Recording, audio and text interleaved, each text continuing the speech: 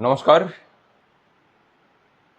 এই রাজ্যের সরকারি কর্মচারী যারা মূলত, শুধু এই রাজ্যের বলবো কেন, যারা রাজ্য সরকারের বা কেন্দ্রীয় সরকারি চাকরি করেন, যারা মূলত সরকারি চাকরিজীবী,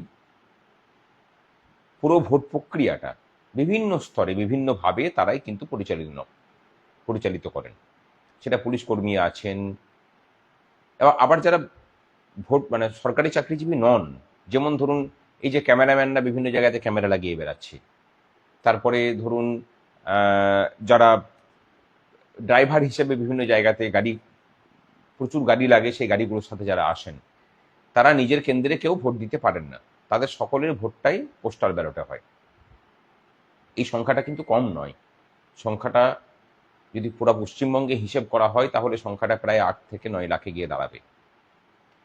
এবার এই যে বিশাল সংখ্যক একটা ভোট, এইবারে এই ক্যাটাগরিতে যারা পড়ছেন তারা প্রায় সকলেই এই শাসক দলের বিরোধী। আর এখান থেকেই খেলাটা আইপ্যাক এবং শাসক দলের যারা কর্মচারী সংগঠনের গুটি গুটি বেঁচে থাকা কিছু মানুষজন এবং শাসক দল মিলে ঘুঁটি সাজাতে শুরু করেছে। আর এখানেই দেখা যাচ্ছে যে আমাদের তথাকথিত বিরোধী দলগুলোর হিরণ্ময় নীরবতা। একদিকে তারা দেখতে পাচ্ছেন যে এই 8 থেকে 9 লক্ষ ভোট দিনে দুপুরে ডাকাতি করার চেষ্টা করছেন, প্রতিরোধটা তো তাদের কাছ থেকে আসার কথা ছিল, কিন্তু এক্ষেত্রে প্রতিরোধটা করছেন সরকারি কর্মচারীরা। বিভিন্নভাবে সরকারি কর্মচারীদের ভোটগুলোকে লুট করার প্রচেষ্টা চলছে। কাজটা করছেন কারা? এক ধরনের সরকারি কর্মচারীরাই। তারা অবশ্য সাধারণ কর্মচারী নন, অধিকাংশটাই আধিকারিক। বিশেষ করে বিডিওদের ভূমিকা দেখছি অত্যন্ত নিন্দনীয়। অনেক ক্ষেত্রে রিটার্নিং অফিসার করে যাদেরকে নির্বাচন কমিশন নিয়ে এসছে, ভাবছে যে সেই সব রিটার্নিং অফিসারদেরকে দিয়ে ভোটটাকে নিরপেক্ষভাবে পরিচালিত করা যাবে। ভোট কিন্তু অলরেডি শুরু হয়ে গেছে পোস্টাল ব্যালটের ভোটের মধ্যে দিয়ে।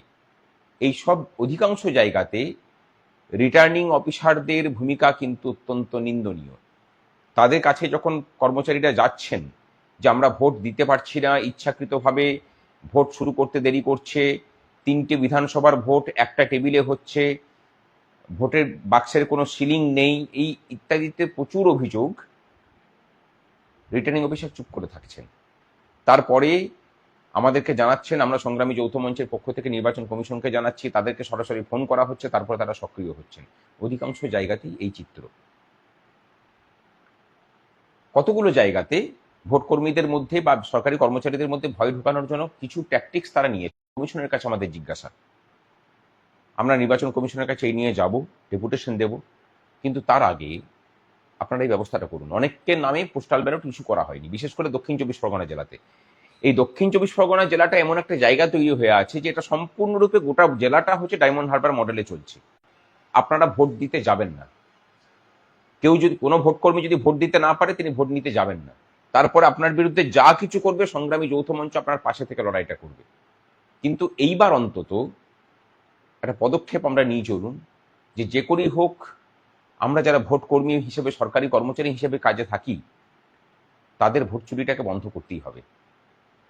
পুলিশের কর্মচারীদের একটা অংশের, বড় অংশকে পোস্টাল ব্যালট ইস্যু করা হয়নি।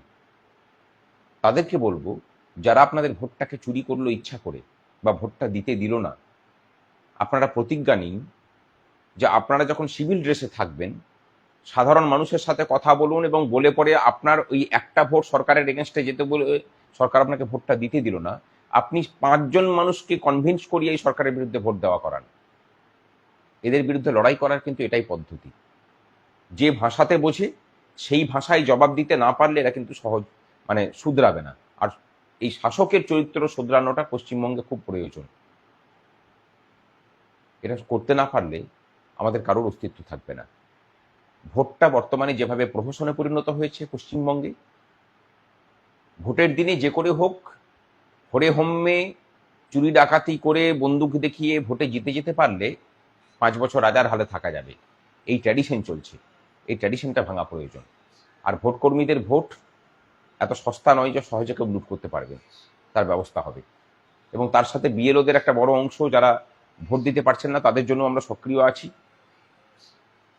মহিলাদের ইডিসি ভোটের ফর্ম দেওয়া হয়েছে, কিন্তু তাদেরকে অন্য বিধানসভাতে পাঠানো হয়েছে, তাদের সমস্যার সমাধানের চেষ্টা করছি। ভরসা রাখুন, সতর্ক থাকুন, আর নাছোড়বান্দা থাকুন। ভোটটা কিন্তু সবাইকেই দিতে হবে। আপনাদের জন্য আমরা চাপ দিয়ে ডিসিআরসিতে ভোট কেন্দ্র খুলতে বাধ্য করেছি। প্রতিজ্ঞা করুন যে ডিসিআরসিতে আপনার ভোটটা দিতে না পারলে আপনি ডিসিআরসি থেকে নড়বেন না, তাতে যাই হোক না কেন। যদি কোনো প্রয়োজন পড়ে আমাদের যে হেল্প ডেস্ক আছে সেখানে ফোন করবেন, আমরা আছি আপনাদের পাশে। শুভরাত্রি।